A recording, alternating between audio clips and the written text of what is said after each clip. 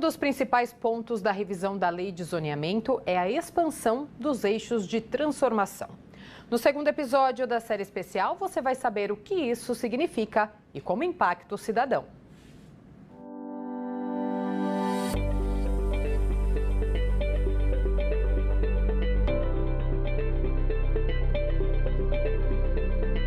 Nós já falamos sobre o que é o zoneamento e a importância dele para a cidade como um todo. Mas agora vamos nos aprofundar um pouco mais e entender como essa revisão da lei de parcelamento, uso e ocupação do solo impacta diretamente o seu dia a dia nas mais diferentes localidades da cidade. Por exemplo, um dos focos da revisão da lei de zoneamento é impulsionar o desenvolvimento da cidade de São Paulo de forma abrangente, criando várias centralidades ou centros em diferentes pontos do município. O objetivo é aproximar o trabalho, emprego e melhorar a qualidade de vida do cidadão. A cidade de São Paulo não deve ser uma cidade monocêntrica. Não é que tem um centro lá na Sé e tudo vai para lá. Acabou essa visão. Houve esses desenhos lá atrás, isso é técnica de urbanismo. Hoje a gente sabe que a cidade tem que ser policêntrica. Tem que ter um centro importante lá no caminho da Zona Leste, tem que ter um centro importante perto da Zona Sul, tem que ter um centro importante no Norte, no Oeste e no centro. Na Sé também tem que continuar o centro ali. Mas por que isso? Para a gente não sobrecarregar infraestrutura, senão todo mundo tem que ir para o mesmo lugar. Senão toda a infraestrutura tem que estar aqui. Você tem que aliviar essa demanda. As pessoas ficam, às vezes, 3 horas no trânsito para chegar num hospital, numa escola, no trabalho e tal. Então, o zoneamento procura balancear essas questões. E de que forma a revisão do zoneamento busca equalizar esse cenário? Especificamente em relação às novas centralidades, é dando atenção às ZCs, Zonas de Centralidade, e ZCOR, Zonas Corredor. Quem explica isso melhor é o Marco Calejo, repórter da Rede Câmara. No zoneamento da capital paulista existe a Zona de Centralidade, a ZC. Normalmente, ela está nos principais eixos dos bairros e abriga os centros comerciais. Nesses locais também são permitidos imóveis residenciais. Na Zona Sul, ali na região do Ipiranga, próximo ao Terminal Sacomã e ao Clube Atlético Ipiranga, temos um exemplo de Zona de Centralidade. Também vale destacar que existe uma subdivisão da Zona de Centralidade, que é a Zona de Centralidade Ambiental, localizada na chamada Macrozona de Proteção e Recuperação Ambiental. Dentro dos agrupamentos de qualificação urbana, temos a ZCOR, que significa Zona Corredor. Nestas áreas prevalecem as atividades comerciais, mas elas devem respeitar os moradores vizinhos. Existem 3 tipos de Zona Corredor. Uma que permite empresas de pequeno porte, outra com atividades de médio porte e, por fim, uma para instalações maiores. Para a ZCOR, podemos destacar áreas das avenidas Indianópolis e Europa, na zona sul da capital, além dos Jardins e da Avenida Rebouças, na zona oeste.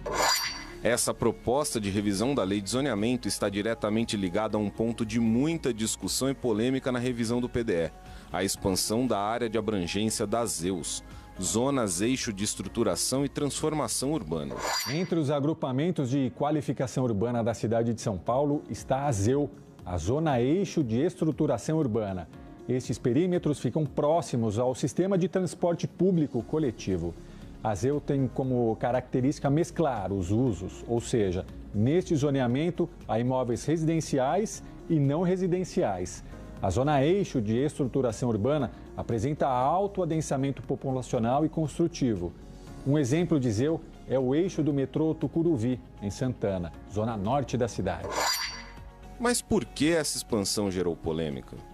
Esses eixos de estruturação urbana viraram uma zona tipo que vale para qualquer lugar da cidade, independente da geografia, independente da população que está lá, independente do padrão de ocupação desses lugares, independente das carências, ou maiores ou menores desses lugares. E não é por acaso que a maior parte dos investimentos está sendo feito nas áreas mais valorizadas.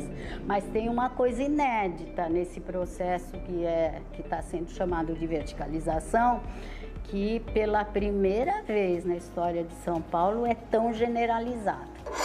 ainda que a gente construa mais perto das áreas de transporte, a gente está falando de um tipo de construção que a gente não corrigiu lá no plano diretor, que ela vai ser, né, com apartamentos ainda maiores, porque a cota parte foi aumentada, né, então tem a potencialidade de construir apartamentos ainda maiores nos eixos, com vagas de garagem financiadas com dinheiro público. Então, para além do quanto a gente constrói, a qualidade do que a gente constrói é importante. Mas é isso que está em jogo. Então, eu acho que o que a gente consegue ver aqui, pelo menos a minuta da Prefeitura, não sei se a Câmara vai corrigir essa rota, é um descasamento dessas preocupações, que são preocupações importantíssimas para a cidade, como o meio ambiente, mudanças climáticas, ou mesmo espaços de cultura, espaços públicos e tudo mais.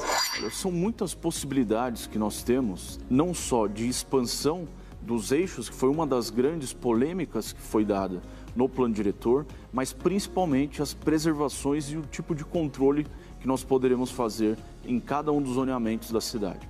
Então a nossa ideia é pensar a cidade de tudo que não deu certo, tanto do plano diretor, que foi o de 2014, como também da lei de uso e ocupação, que é a lei de zoneamento. Então nós tivemos 9 anos na parte do plano diretor e agora, desses 7 anos praticamente, da lei do uso e ocupação, a lei de zoneamento. Então, tudo que não deu certo na prática dessas legislações, nós iremos revisar agora. Da mesma forma como fizemos no plano diretor, agora chegou a hora do zoneamento.